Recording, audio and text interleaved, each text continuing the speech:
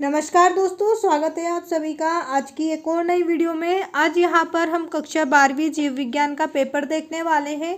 इस वीडियो में हम आपको जीव विज्ञान पेपर के सभी प्रश्न बताएंगे। वीडियो को ध्यान से देखिएगा। चैनल पर पहली बार आए हैं तो सब्सक्राइब कर दीजिए, जिससे आने वाली सभी इंपॉर्टेंट वीडियो सबसे पहले आप ही को मिलेगी। चलिए शुरू करते हैं। प्री बोर्ड परीक्षा 2026 विषय जीव विज्ञान कक्षा 12वीं का पेपर है।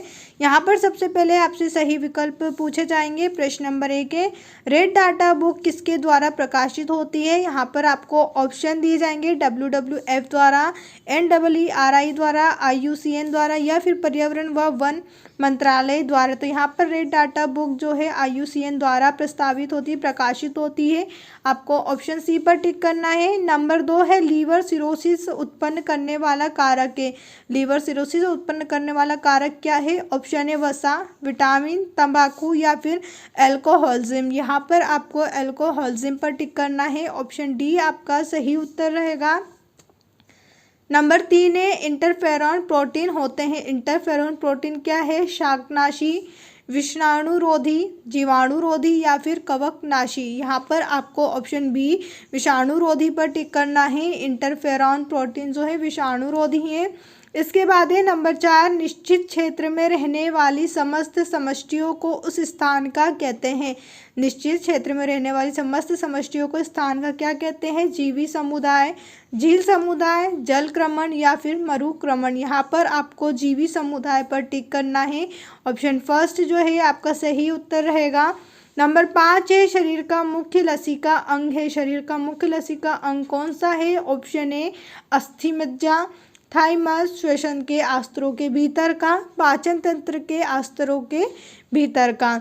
यहाँ पर आपको ऑप्शन ए अस्थिमज्जा पर टिक करना है। इसके बाद नंबर 6 में यहाँ पर आप देखिए आपसे पूछा है, एक झील में द्वितीय पोषण स्तर है। ऑप्शन ए पादप प्लवक, जंतु प्लवक, नीतिलक, बेंथोस या फिर मछलियाँ।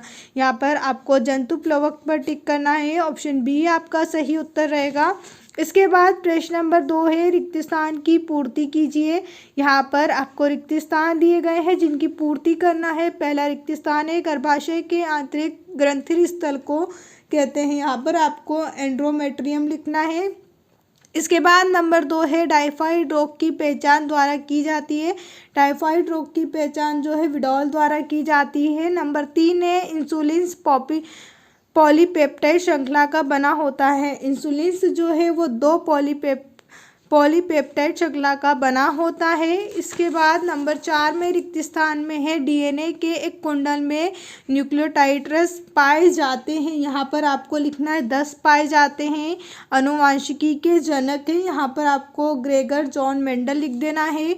दूध से दही का निर्माण के द्वारा होता है। तो दूध से दही का निर्माण जो है लैक्टोबैसिलस लैक्टिस द्वारा होता है। इसके यहाँ पर मैं आपको इस तरीके से आंसर बता देती हूँ। आप चाहें तो इसका स्क्रीनशॉट ले सकते हैं। यहाँ पर आपको सभी रिक्त स्थान के उत्तर दिए गए हैं। अब इसके बाद आप अगला प्रश्न यहाँ पर देखिए। प्रश्न नंबर 3 में आपसे सत्य असत्य पूछे हैं।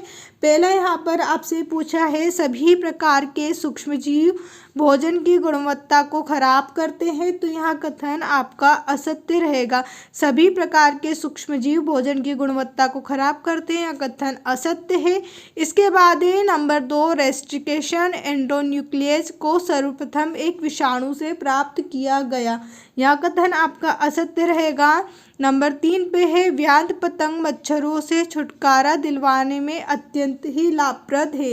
यह कथन आपका सत्य रहेगा। इसके बाद है, जंतुओं में कीट सबसे अधिक समृद्ध जाति वर्गीकृत समूह है। यह कथन भी आपका सत्य रहेगा।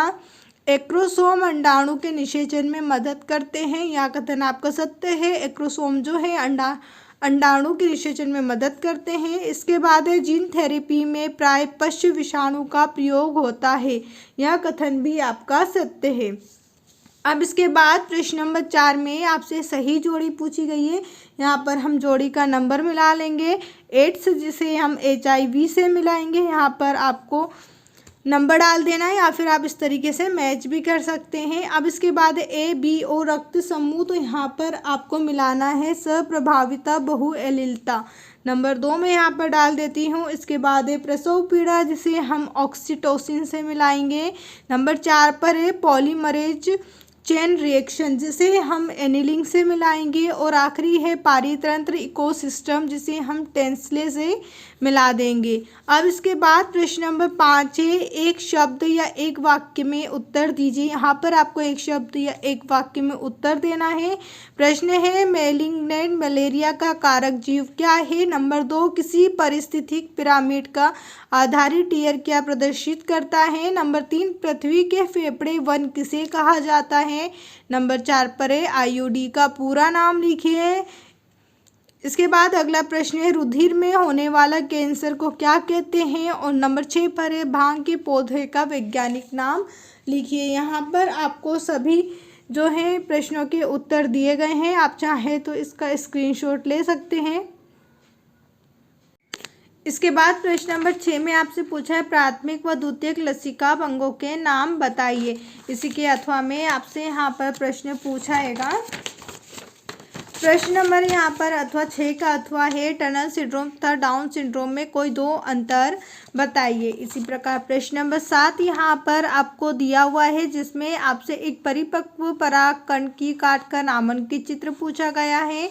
प्रश्न नंबर 8 यहाँ पर आपको दिया हुआ है। प्रश्न नंबर 9, 10, 11 यहाँ पर आपको सभी प्रश्न दिए हुए हैं। इस प्रश्न में से आप भी जिस प्रश्न का आंसर चाहते हैं मुझे कमेंट करके बता सकते हैं, जहाँ पर हम आपको अपने टेलीग्राम चैनल पर इन सभी प्रश्नों के आंसर बताएंगे। टेलीग्राम चैनल ज्वाइन करने के लिए मैंने आपको नीचे डिस्क्रिप्शन में लिंक दी हुई है, जहाँ से आप हमारे टेलीग्राम चैनल को ज्वाइन कर सकते हैं, और साथ में आपको यहाँ पर इस प्रश्नों के आंसर भी बताए जाएंगे। यहाँ पर आप देखिए प्रश्न नंबर 17 में भी आपसे यहाँ पर एक चित्र पूछा गया है, स्त्री जनन तंत्र का एक नामांकित चित्र आरेख बनाइए खड़ी खाट में। इसके बाद है, क्लोनिंग संवाहक किसे कहते हैं? संवाहक की कोई 4 विशेषता लिखिए। इसी प्रकार प्रश्न नंबर 18, 19 आपको यहाँ पर दिए हुए। यहाँ पर टोटल आपसे 20 प्रश्न पूछे जाएंगे। प्रश्न नंबर 20 है, पारिस्थितिक पिरामिड को परिभाषित कीजिए तथा जैव मात्रा जैव भार को समझाइए, अथवा में प्लाज्मोडियम के जीवन चक्र को केवल चित्र के माध्यम से स्पष्ट कीजिए। यहाँ पर आपको चित्रों को अच्छे से याद करके जाना है, क्योंकि आपसे इस पेपर में चित्र पूछे जाएंगे। उम्मीद है आपको हमारी ये वीडियो पसंद आई होगी। अगर अभी भी कहीं डाउट है तो आप मुझे कमेंट करके पूछ सकते हैं। साथ में चैनल को सब्सक्राइब करना बिल्कुल ना भूलें। वीडियो देखने के लिए आप सभी का धन्यवाद।